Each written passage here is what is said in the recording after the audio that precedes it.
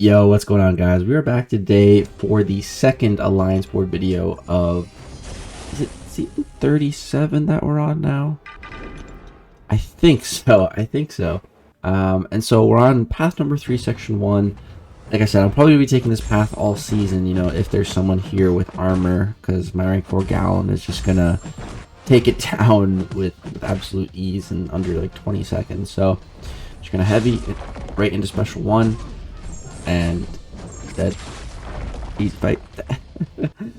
Very easy fight. The best possible matchup for Galan right there. And then we're gonna go ahead and move on, and we have an interesting Galan fight next. This is a rank 4 Peni Parker, but you know, Galan steamrolls Peni Parker, but the nodes here are a little bit different. There's actually a hazard shift with, I think, shock and bleed, or shock and incinerate, maybe. I'm not sure. But yeah, I also am running suicides at this point because I'm trying to balance doing arena with war placement, and you know, because I don't want to do arena without the suicide masteries. But yeah, we have hazard shift here. It is incinerate and shock, which is better for Galan because both of those types of debuffs are energy based technically. So with our energy resistance, we're going to be able to lower that damage. But when fighting Peni here, all you really want to do is just hit into her block. It's my very first time ever doing a fight like this. But you can see just hitting her block juices up our planetary mass in no time. And then here, I'm just going to go ahead and activate a heavy attack. And I'm just going to chill. I'm also going to hit her block more, so we just get more of our planetary mass. And that's max planetary mass. And I'm just going to let it fall off. I'm not even going to go for a special because it's going to do the same amount of damage either way. So you can see, boom, first harvest has expired and she's almost dead, and I still have all my buffs, so all I need to do is get to 100 planetary mass, throw a heavy, drop special 1, and the fight's over. However, at this point you can see she has 17 prowess, and my hands were getting so sweaty. I needed to pause, take a sec, go like this, be like, okay, let's get back in here, because she has so many prowess that if I got hit by her special 1, I'd be dead. Like, so I just needed to pause for a quick sec. And then we get off another special 1, boom, 100k damage. It's overkill, and she's dead. We still have 80% health, even while running the recoil masteries as well. So that fight went perfect, man. That was like textbook Galan fight.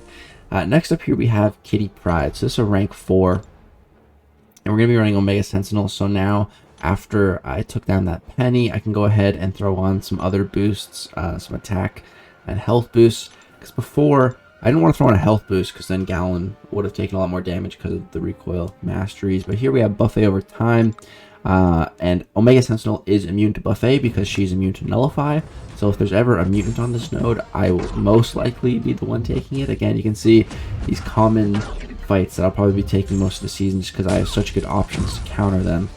And so yeah, we start out with cowardice here. We apply that to Kitty, and that's basically going to neuter her, so she's never going to be gaining prowess. That means she's never going to be phasing, and yeah, this fight is pretty much already over. So the special 2, it applies a bunch of plasmas, not incinerates, because it's plasmas against mutants, and she's dead. So that fight went extremely well. And now I just have enough energy to start my path in section 2 as well. I have an Eye-Hulk here, and I had him here last war as well. We did the same fight, so I've already done it. It's very simple. I'm gonna use Omega Sentinel.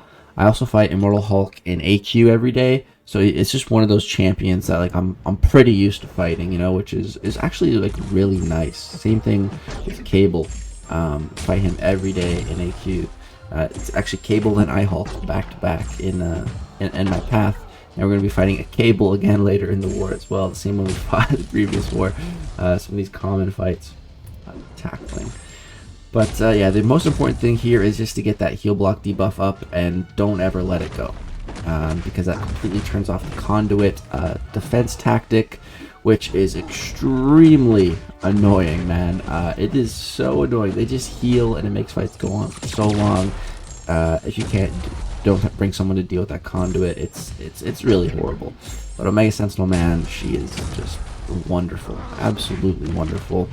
Because like we get our damage up and then we just have to keep refreshing it. Like I love Omega Sentinel, dude. She is She's a special lady. And yeah, this dude's dead. Just burnt him to a crisp. There we go. Skip his immortal phase as well. And then next up here we have an Ironman Infinity War. So it's another Galan fight. And taking a look at it, we have a buffet. Was that? I'm not even sure what's on here. It doesn't really matter, to be honest. This is an opponent that gains armor, and we're going in with Galan. The nodes don't really matter a ton because we're going to be able to blitz him down pretty fast. So I'm just hitting into him and pretty much hoping that he procs his passive armors. And I went for another combat regen just because, again, I still have the recoil mastery on. And yeah, you can see our planetary mass is building a little slow. It's definitely not as fast as, you know, Path 3 and Section 1. It just gets super energized there. But here it's still decent. So I'm going to go ahead, stop just shy of my special 2. Now I'm just going to go for a couple medium, light, medium combos just to build up more of my physical and energy resistant buffs, just so that I can turn them into more planetary mass. Got 730 here, and sure enough, it is enough to kill him. 145k damage. Lights out, buddy. Alright, there we go. And now we can go ahead and move on to Mini Island here. So we have a cable, and then there's an Omega Sentinel next, which I think I did that fight in the off season, and I can't remember if I died or not. I was using Galan. The fight, I definitely made some mistakes. I recorded. I'm gonna have to check it back, but I think Galan can definitely fight that Omega Sentinel, which I kind of want to do in the future. We'll have to see. But here we have a cable. Again, this fight is a lot of RNG base, but I have much better RNG on it this time around than I did last time. Last time he procced a lot of regens, and because of that he went unblockable. He hit me a few times with his basic attacks, with his special attacks, but I still came out with like over 80% health, because Omega Sentinel is just, she's a tank, dude. She is such a tank. So here I got 3 of each of my debuffs active. Now we can throw a special 2, we apply some plasma, but unfortunately here he gets a power gain buff, so it's a little annoying, but at least he throws it right away. My debuffs are starting to fall off though, managed to save them, and it's, yeah, I think they are going to fall off here. Yeah, there goes the cowardice. We managed to get the heal block just barely, but I think it's gonna fall off too, and then he's gonna be healing for a while. And I think I gotta be a little bit better paying attention to that heal block. So yeah, here it falls off, and it took me a while to realize that the heal block fell off. Here I just throw my special, you know, not thinking anything of it, and I'm looking, I'm like, dude, why is he healing? I'm like, oh my god, the heal block fell off. God dang it. So gonna have to use a heavy to switch back twice. Switch from tracking to cowardice. Now the cowardice to heal block. We've just wasted a bunch of time, and you can see, like, without that heal block up, he is just healing so much, and we're not making a dent. Get that back up. Now we're good, and we still have some plasmas as well. So that's, now it's doing about 4,000 damage every single second, and he does go down. So that fight took a little longer than need be, but it's okay. At the end of the day, you know, still soloed it. It's all good. And then we're gonna go ahead and deposit our seed from Galan onto Omega Sentinel right here. So rank 4 Omega Sentinel, and my alliance leader Steve took this with a Medusa, so Herald Medusa, which is cool.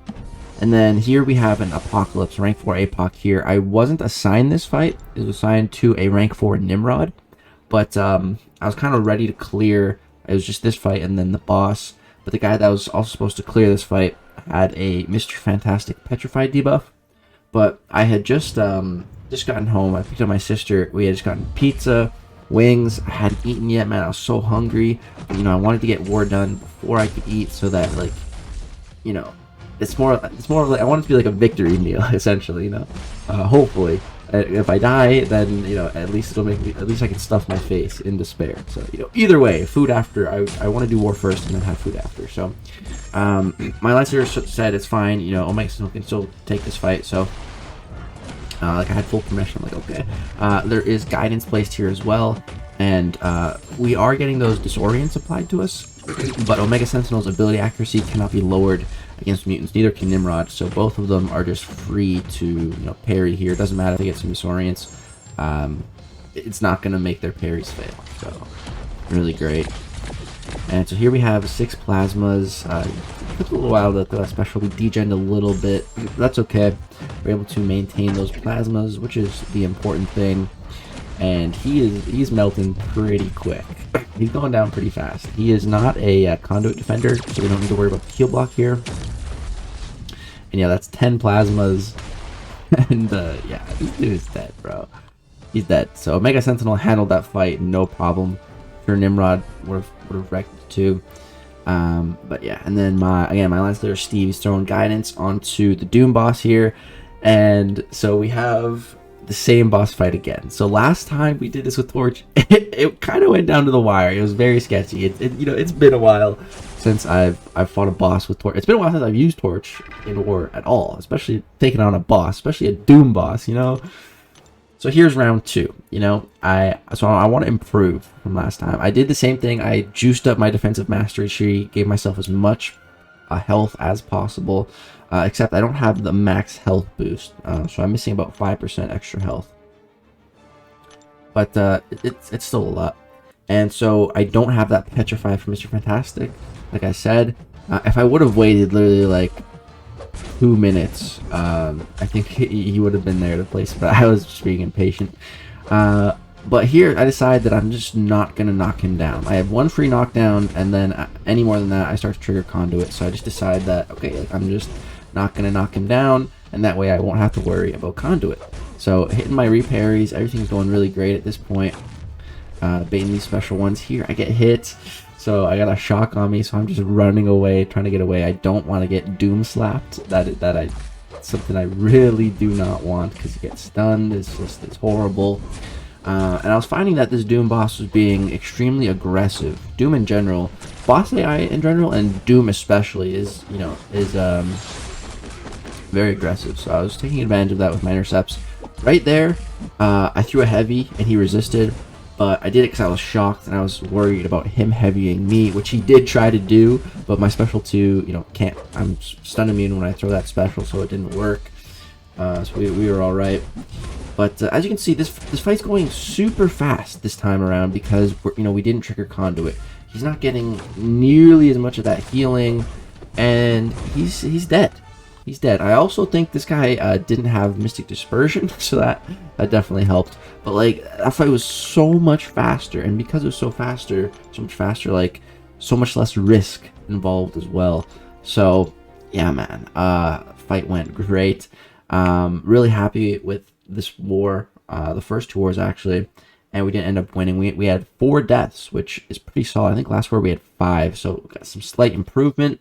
And I was actually the #1 MVP, I think, for both wars. So we're off to a really strong start to the season, man. It's so good to be doing competitive war again after taking a whole season off. I've really missed it, and it's just like I'm able to bond with my battle group like so much more when war attack is on, and it's just great. It's one of those elements of being in an alliance that it makes the game so much more fun, I find. And it's just, I didn't realize how much I was missing it until I got it back. And I'm having a blast, and I'm really enjoying making these videos as well. Hope you guys are enjoying them. If you are, I would really appreciate a like rating. It lets me know, what kind of content you guys are enjoying, and I can focus on uploading more of that. That's going to do it for this video. Subscribe if you want to see more content. We're getting so close to 100K. Going to have a really sick rewards opening as well at the end of the season. If we place Masters, it's going to be 2 Class Nexus crystals, which I think we're going to be hunting Scorpions. So very excited for that. That's going to do it. Thanks so much for watching. Peace out.